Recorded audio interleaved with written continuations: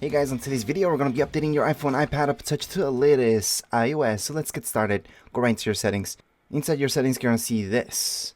Now the first option will see your name. In this case my name will be Tech Design, but you guys will see yours. Just make sure you do a backup on iCloud. That's just in case. If you don't have more space, just do it on your computer. Also, if you have any problems with this update or any update, just hook it up to your computer and do it from there.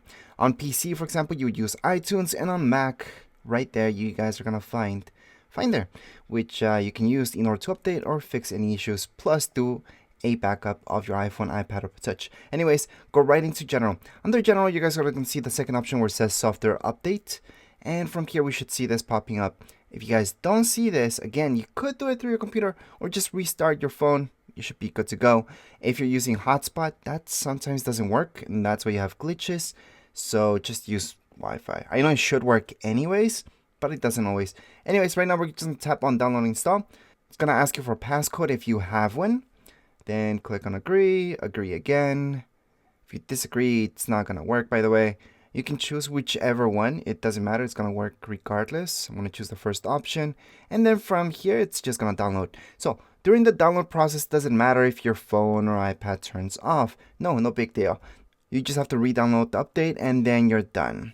This update's really small. You can actually see more information about it right here if you visit the website, but we're not going to do that. It's a really small update, and I always recommend to go for updates after just a little bit. So don't do it right the day when they come out.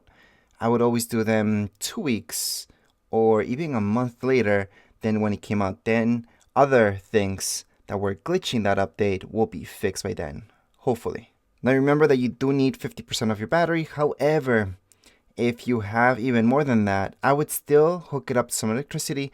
That way, nothing bad will ever happen. What I mean by that is that if your battery dies, although it might be 70%, then you are going to have to factory restart, which I told you to make that backup just in case that happens.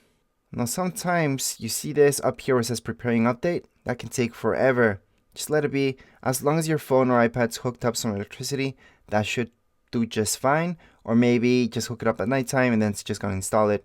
So after a few minutes, you should see this moving. So you should see this blue bar just moving along, and that means it's actually working. But just wait for a few minutes. Just after a little bit, we should see this install now. So we can just tap on install now.